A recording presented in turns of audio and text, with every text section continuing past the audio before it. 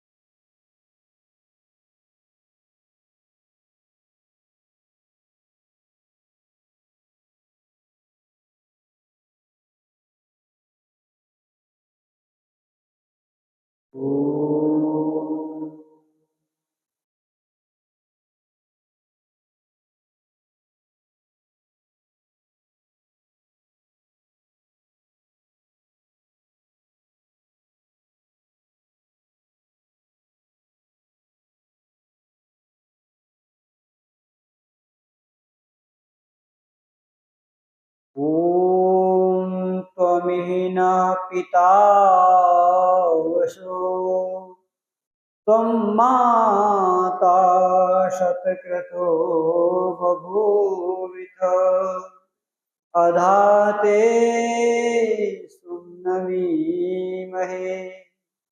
अधाते सुम्नमीमहे। ओम शांति शांति शांति। मंत्र बोलेंगे। ओम त्वं ही नः पिता वसो त्वं माता सत्कृतो बभूविथ अधाते सुम्न मीमहे। ओम शांति शांति शांति। कल हमने इस मंत्र के एक पद पर चिंतन किया था। वसो हो, हे संसार को बसाने वाली परमात्मा, जिसको हम वासुदेव भी कह सकते हैं। देवों में जो बसा हुआ है या ब्रह्मांड में जो बसा हुआ है, सबके बाहर भी है भीतर भी है, ऐसा वो वासुदेव परमात्मा का एक नाम है। मगर इसका अर्थ वह कृष्ण के पिता वासुदेव मत समझ लेना, ठीक है। मनुष्य रूपी वासुदेव की बात नहीं हो रही है, परमात्मा का गुणवाची नाम। परमात्मा के दो तरह के नाम होते हैं, एक उसका पर्सनल नाम, जैसे आपका भी एक पर्सनल नाम होता है जो आईडी में लिखा रहता है, इसमें होता है आईडी में। लेकिन अधिकतर लोग आपको दूसरे नाम से भी पुकारते हैं, कोई चाचा, कोई मामा, कोई भांजा, कोई पापा, कोई मित्र, कोई गुरु, अलग अलग नाम भी हैं। लेकिन मुख्य नाम आपका आईडी वाला नाम होता है, जिस पर आपके पत्राचार चलते हैं। इसी प्रकार से ईश्वर का जो आईडी वाला नाम है वो ओम है। वासुदेव उसका गुणवाची नाम है। तो हे कण कण में निवास करने वाले वासुदेव परमात्मा, तुम आप ही निश्चय पूर्वक न हम सबके पिता पिता हो। हे वासुदेव परमात्मा, आप ही हमारे सच्चे पिता। कैसे पिता हो? अच्छे पिता तो बहुत मिले हैं, लेकिन आप अच्छे के साथ साथ सच्चे भी हो। आप हमारे जन्म के पहले भी थे, आप आज भी हैं और जन्म के बाद भी रहेंगे। और जिन पिताओं को हम व्यवहार में पिता कहते हैं, वो जन्म से पहले हमारे साथ नहीं थे, मृत्यु के बाद भी हमारे साथ नहीं रहे, वर्तमान में है, कितने दिन रहेंगे इसकी कोई गारंटी नहीं है। कभी पुत्र आगे चला जाता है, कभी पिता आगे चला जाता है। हालांकि पिता का आगे जाना अच्छा होता है, क्यों? क्योंकि जो सृष्टि में पहले आए वो सृष्टि से पहले जाए। पुत्र पहले आता है सृष्टि में कि पिता पहले आता है? पिता पहले आता है, इसलिए किसको पहले जाना चाहिए? पिता को ही जाना चाहिए, नियम यही है। लेकिन अगर पिता पहले चला जाता है तो पुत्र के लिए असहनीय हो जाता है। तो हे परमेश्वर, आप ही हमारे सच्चे पिता हो, पहला पद। अब दूसरा पद, शतक्रतो, ये भगवान का एक नाम और आ गया। पहला नाम था वसो, अब दूसरा नाम आ गया शतक्रतो। शतक्रतो का अर्थ होता है सैकड़ों कर्म को करने वाले, हजारों कर्म को करने वाले, लाखों कर्म को करने वाले, अनंत कर्म को करने वाले। परमात्मा एक काम नहीं करता, अनंत काम, क्योंकि जीवात्मा भी अनेक है, इसलिए उसके कर्म अनेक होते हैं। तो हे अनेकों कर्मों को करने वाले परमात्मा, माता बभूविथ, आप ही हमारी माता भी हो। अब दो संबंध जुड़ गए। पहला संबंध किसका जुड़ा था? पिता का। अब किसका जुड़ गया? माता का। और इस प्रकार से हमारे और परमात्मा के जो संबंध हैं मुख्य रूप से 5 प्रकार के हैं। पहला संबंध पिता का हो गया, दूसरा संबंध माता का हो गया, तीसरा संबंध आचार्य का। ईश्वर हमारा आचार्य भी है। आचार्य का मतलब क्या होता है? आचार्य का मतलब ये होता है जो स्वयं आचरण करता है और दूसरों को आचरण करने की प्रेरणा देता है। अगर आचार्य आचरण नहीं करेगा तो फिर आचार्य में और आचार में कोई अंतर नहीं रहेगा। आचार और आचार्य दोनों एक ही होते हैं। अगर आचार से आचार्य श्रेष्ठ है तो उसमें आचार्य का आचरण। भगवान कृष्ण अर्जुन से ही कहते हैं, जब अर्जुन ने कहा मैं युद्ध नहीं करूंगा तो भगवान कृष्ण ने कहा तू युद्ध न कर, ये तेरे लिए तो ठीक है लेकिन समाज के लिए ठीक नहीं है। क्यों नहीं ठीक है? कि यद यद आचरति श्रेष्ठ तत् एव इतरो जनो स यत् प्रमाणम कुरुते लोकास्तदनुवर्तते। ये अर्जुन, जो बड़े लोग हैं, महान लोग हैं, वो जैसा करते हैं लोग उनकी नकल करते हैं। क्या करते हैं? और तू इस समय भारत का सबसे बड़ा धनुर्धर है, पूरे भूमंडल में तुझसे बड़ा कोई धनुर्धर है नहीं। अगर तू हार मान के जंगल चला जाएगा तो आगे दुनिया को कोई धनुर्धर मिलेगा नहीं, क्योंकि लोग तेरी ही नकल करेंगे, सब जंगलों को चले जाएंगे।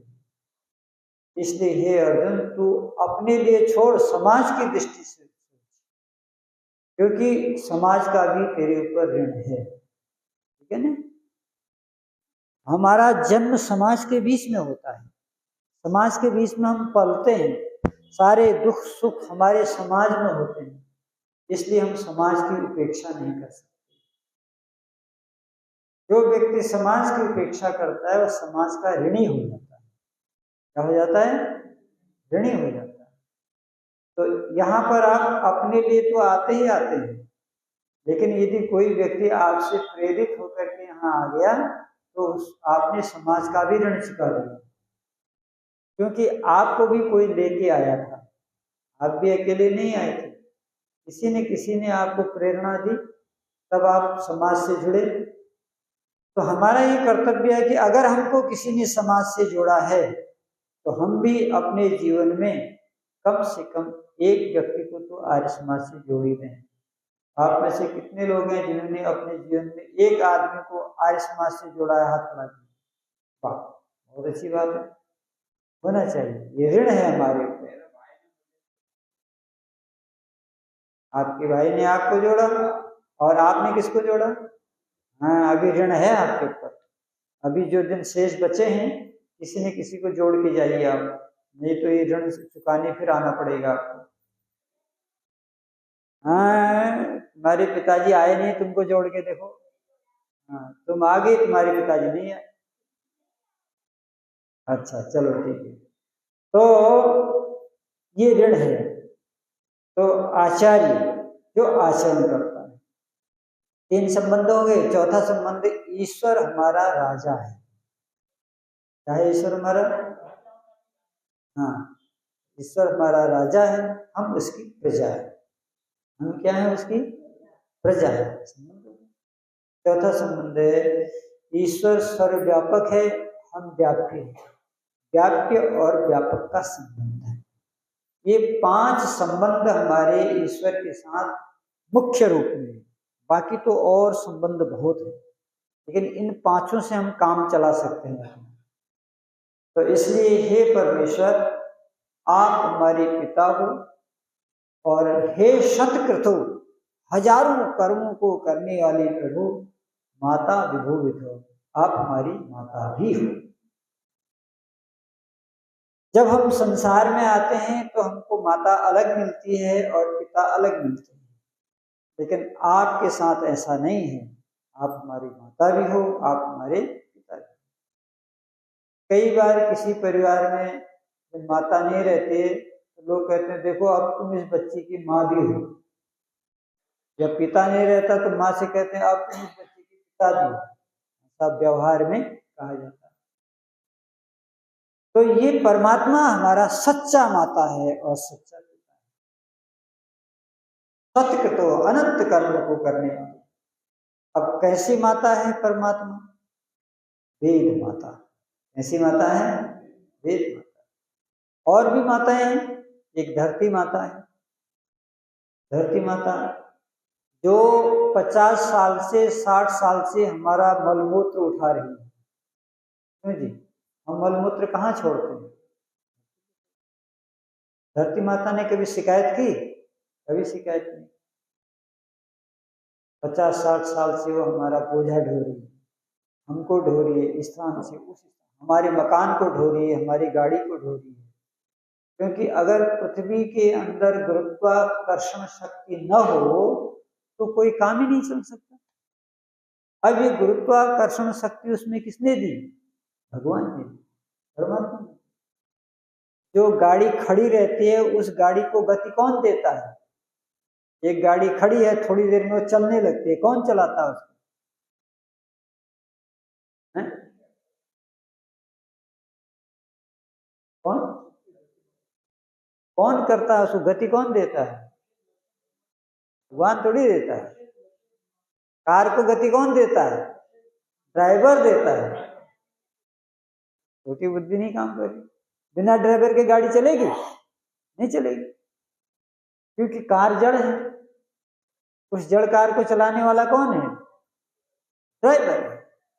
इसी प्रकार से ये संसार भी कार की तरह जड़ है। तो इस संसार को गति देने वाला ड्राइवर कौन है? ईश्वर है। आप भी ड्राइवर हैं, परमात्मा भी ड्राइवर है। अंतर इतना है, आप केवल एक छोटी गाड़ी के ड्राइवर हैं, परमात्मा पूरी ब्रह्मांड का ड्राइवर है, चालक। कितनी अच्छी कार आप ले आइए, 15 लाख, 16 लाख, 20 लाख, करोड़ की कार ले आइए, अगर उसमें ड्राइवर न हो तो वो गाड़ी चलेगी? नहीं चलेगी, क्योंकि वो ड्राइवर चेतन है। ऐसी ये ब्रह्मांड रूपी बस को, ब्रह्मांड रूपी ट्रेन को जो चला रहा है वो कौन है? परमात्मा है। तो धरती माता। इसी प्रकार से हमारे वहां नदियों में गंगा को भी गंगा माता कहा गया है, तुलसी को तुलसी माता कहा गया है।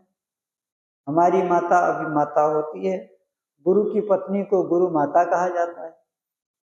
तो ऐसी बहुत माताएं हैं, लेकिन इन सब माताओं के ऊपर जो माता है उसका नाम है वेद माता। क्या नाम है? अब वो वेद माता क्या करती है? स्तुता मया वरदा वेद माता प्रचोदयन्ता, पवित्र करती है। क्या करती है?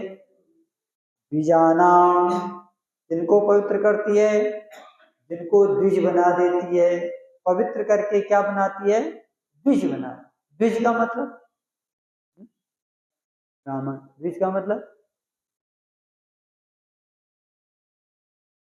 है द्विज। द्विज, हाँ, द्विज। द्विज का मतलब है ब्राह्मण। हाँ, दूसरा जन्म। द्विज का मतलब राजेंद्र वासवानी। और त्रिलोकचंद जी ने भी अच्छा बताया, लेकिन जो वर्ल्ड का अर्थ है वो दूसरा जन्म होगा। द्विज में ब्राह्मण होता है, लेकिन वो ब्राह्मण तभी होगा जब दूसरा जन्म होगा उसका। अब ये दूसरा जन्म क्या बोला है? दूसरा जन्म का मतलब हमारे तो कई जन्म हो गए, फिर हम द्विज क्यों नहीं हुए? तो इसको समझना है। हालांकि राजेंद्र वासवानी जी ने इस समय तो बता दिया, लेकिन कल परीक्षा में नकल बहुत की। हाथ में लिख के आए थे, हाथ में लिख के ऐसे पढ़ रहे हैं। हम लोग कहें नकल क्यों कर रहे हैं, फिर भी धड़ल्ले से कर रहे हैं। अब धड़ल्ले से नकल किए हैं, लेकिन नकल करने के बाद भी नंबर नहीं ला पाए उतने जितने लाने चाहिए। चलिए कोई बात नहीं, लेकिन अभी सही बताया इन्होंने। द्विज का मतलब दूसरा जन्म। अब ये दूसरा जन्म क्या है? पहला जन्म तो हम सबका माता पिता से होता है। किससे होता है?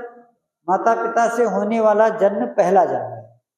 तो ये पहला जन्म तो पशुओं का भी होता है।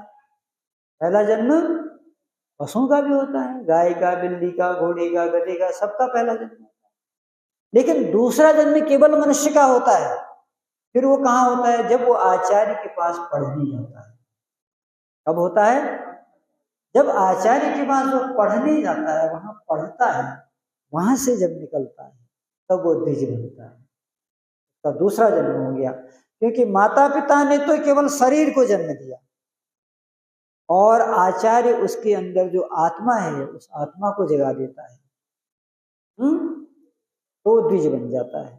और वो द्विज बनाने वाली कौन है? वेद माता। प्रचोदयंताम पावमानी द्विजानाम।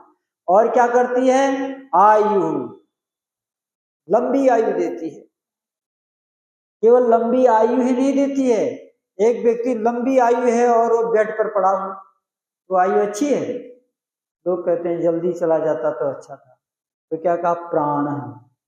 केवल आयु नहीं देती, उसको प्राण शक्ति भी देती है, ताकि वो बिस्तर पर न पड़े। प्राण का काम क्या होता है? गति करना। प्राण का मतलब गति करना, गतिशील रहना, गतिशील, चरे बेटी चलते रहना। वासुदेव जी कहते हैं मैं दिन भर घूमता रहता हूँ। लेकिन वासुदेव जी अगर प्राण नहीं होगा तो कैसे घूमेंगे आप? तो उस परमात्मा को धन्यवाद कीजिए। संध्या आप करते नहीं, परीक्षा आप देते नहीं, और कहते हैं दिन भर घूमते हैं। हाँ, तैयारी कीजिए। अभी देखो, बूढ़ा शरीर होता है, बूढ़ा क्या होता है? मन कभी बूढ़ा नहीं। मन हमेशा यंग रहता है, और काम मन से ही होना है। अगर मन न हो तो जवान भी बैठ जाएगा, मन है तो बूढ़ा भी चलता है। ये माना कि बुढ़ापा जिंदगी की एक रवानी है, अगर जिंदा दिली है तो बुढ़ापा भी। तो वो संध्या इसीलिए कहते हैं कि आप जिंदा दिल बनो। जिंदा दिल बनने के लिए संध्या का प्रोग्राम रखा गया, वो आपको जिंदा दिल बनाएगा। अभी यहाँ से बाहर जाओगे, कभी समोसे वाले से बात करोगे, कभी पान वाले से बात करोगे, कभी दुकानदार से बात करोगे, तो वहाँ स्टेमिना गिरेगा। स्टेमिना बढ़ता तो स्टेमिना तो सत्संग में बढ़ता है। विद्वानों के पास बैठने से स्टेमिना बढ़ता है, और जितना स्टेमिना बढ़ेगा उतनी आयु बढ़ेगी, उतना प्राण बढ़ेगा। तो आयु प्राणम प्रजाम, ऐसे ऐसे विभूतियों का दर्शन कराती है वेद माता। प्रजा का मतलब यहाँ विभूतियों से है, योगियों से, तपस्वियों से, विद्वानों से संपर्क कराती है। नहीं तो विद्वान चले जाते हैं, किसी को पता ही नहीं लगता है। मेरे अगल बगल से कितने विद्वान के पता ही नहीं लगता। जब वेद माता की कृपा हो जाती है तो फिर उसको विद्वानों तक पहुंचने की भी प्रेरणा मिल जाती है। आयु प्राणम प्रजाम पशुम, फिर उसका संबंध कुत्ते से नहीं रह जाता, फिर वो गायों के साथ घूमता है। किसके साथ घूमता है? गायों के साथ। कुत्ते के साथ रहने से वासना बढ़ती है, गाय के साथ रहने से वात्सल्य बढ़ता है। दोनों में अलग अलग गुण है। तो बोलो, वासना बढ़ाना चाहते हो कि वात्सल्य बढ़ाना चाहते हो? वात्सल्य। गाय में वात्सल्य। वेद में मंत्र आया है, तुम एक दूसरे को ऐसे चाहो जैसे गाय अपने बछड़े को प्यार करती है। गाय अपने बछड़े को प्यार करती है, एक दूसरे को ऐसे चाहो। तो प्रजाम पशुम कीर्तिम, फिर उसका यश भी फैलता है जिस पर वेद माता की कृपा हो जाती है। द्रविणम, फिर उसके लिए आवश्यक वस्तुओं की कमी भी नहीं रहती। और अंत में कहते हैं ब्रह्म वर्चसम, अंत में वो वेद माता हमको वेद पिता से मिला देती है। किससे मिला देती है? वेद पिता मतलब परमात्मा, उससे मिला देती है। तो उस वेद माता को हम नमस्कार करते हैं। मंत्र का दूसरा भाग, मंत्र का तीसरा भाग कल समापन करेंगे। कल ज्ञान यज्ञ की पूर्णाहुति भी हो जाएगी। किसकी पूर्णाहुति? ज्ञान यज्ञ की। ये जो 1 महीने तक ये जो चला है इसको ज्ञान यज्ञ कहते हैं। वो जो आपने किया वो देव यज्ञ है। देव यज्ञ से केवल वायु शुद्ध होती है, बस इतना ही काम है इसका, इससे ज्यादा कोई काम नहीं है। ज्ञान यज्ञ से आत्मा शुद्ध होती है। तो इस ज्ञान यज्ञ की कल पूर्णाहुति होगी। और आज 10 बजे से 12 बजे तक परीक्षा है। आप सब लोगों को परीक्षा में बैठना है। बहुत बहुत धन्यवाद।